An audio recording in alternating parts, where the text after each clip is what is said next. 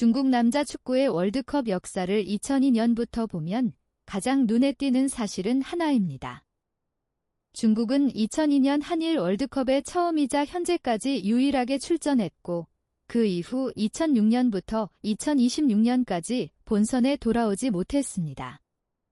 2002년은 중국 축구가 월드컵 본선에 도달한 유일한 순간입니다. 당시 중국은 브라질, 튀르키예, 코스타리카와 같은 조였습니다. 결과는 3전 전패였습니다. 코스타리카의 0대2, 브라질의 0대4, 튀르키예의 0대3으로 졌습니다. 득점은 없었고 실점은 9골이었습니다. 성적만 놓고 보면 매우 아쉬웠지만 중국 축구사에서는 본선 진출 자체가 큰 사건이었습니다. 문제는 그 다음입니다. 2006년 독일 월드컵, 2010년 남아공 월드컵, 2014년 브라질 월드컵, 2018년 러시아 월드컵, 2022년 카타르 월드컵까지 중국은 모두 본선 진출에 실패했습니다. 2026년 월드컵은 참가국이 48개국으로 늘었고 아시아의 몫도 커졌습니다. 그래서 중국에게는 분명히 더 큰 기회처럼 보였습니다. 하지만 중국은 2025년 6월 인도네시아 원정에서 0대1로 패하며 2026년 본선 경쟁에서도 사실상 탈락했습니다. 여기서 중요한 건 중국을 조롱하는 것이 아닙니다. 오히려 질문은 더 큽니다. 인구도 많고 시장도 크고 축구에 투자도 해왔는데 왜 월드컵 본선에는 돌아오지 못했을까? 첫 번째 이유는 대표팀과 리그의 연결 문제입니다. 중국 슈퍼리그는 한때 큰돈을 쓰며 유명 외국인 선수를 데려왔습니다. 하지만 리그의 흥행과 대표팀 경쟁력이 바로 연결되지는 않았습니다. 외국인 스타가 리그 수준을 끌어올리는 효과는 있을 수 있지만 대표팀이 쓸 수 있는 국내 선수의 압박 대처, 빠른 판단, 국제 경기 경험이 같이 성장해야 합니다. 두 번째는 유소년과 선수층 문제입니다. 월드컵에 꾸준히 나가는 나라는 한두 명의 스타가 아니라 포지션별 깊이가 있습니다. 한국은 손흥민, 김민재, 이강인 같은 핵심 선수가 있고 일본은 유럽에서 뛰는 선수가 넓게 분포합니다.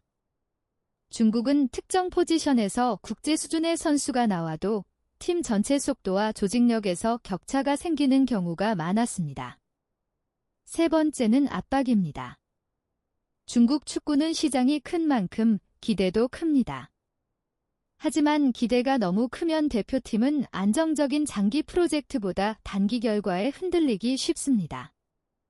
감독 교체, 귀화 선수 활용, 리그 정책 변화가 반복되면 대표팀의 축구가 축적되기 어렵습니다. 월드컵 예선은 몇 경기 반짝 잘해서 되는 무대가 아니라 여러 해 동안 같은 방향으로 쌓아야 하는 무대입니다. 한국, 일본과 비교하면 차이가 더 선명합니다. 한국은 1986년 이후 월드컵에 계속 나가며 본선 경험을 축적했습니다. 일본은 1998년 이후 8회 연속 출전하며 대표팀 운영의 기준을 만들었습니다. 반면 중국은 2002년 한 번의 본선 경험 이후 그 경험을 다음 세대로 이어가지 못했습니다. 물론 중국 축구의 가능성이 전혀 없는 것은 아닙니다. 시장 규모는 여전히 크고 축구 팬층도 있습니다. 인프라와 지도자, 유소년 경쟁 구조가 제대로 연결되면 변화할 여지는 있습니다. 하지만 2026년의 실패가 보여준 것은 분명합니다. 월드컵 본선 진출권이 늘어나는 것만으로는 충분하지 않습니다. 아시아 전체의 경쟁도 같이 강해졌기 때문입니다. 인도네시아, 우즈베키스탄, 요르단 같은 팀들이 올라오면서 중국이 자동으로 앞선다고 볼 수 없게 됐습니다. 중국의 2002년 이후 월드컵 역사는 그래서 한 번 같지만 돌아가지 못한 팀의 이야기입니다. 2002년은 출발점이 되어야 했지만 아직 반복 가능한 시스템으로 연결되지 못했습니다. 2026년 탈락은 더 아픈 이유가 있습니다. 48개국 확대라는 기회 속에서도 문이 열리지 않았기 때문입니다. 결론은 단순합니다. 월드컵은 규모로만 가는 대회가 아닙니다. 리그, 유소년, 선수층, 감독 철학, 국제 경험이 같은 방향으로 움직여야 갑니다. 중국 축구가 다시 월드컵에 가려면 한 번의 대형 투자보다 10년에 걸친 일관된 시스템이 필요합니다.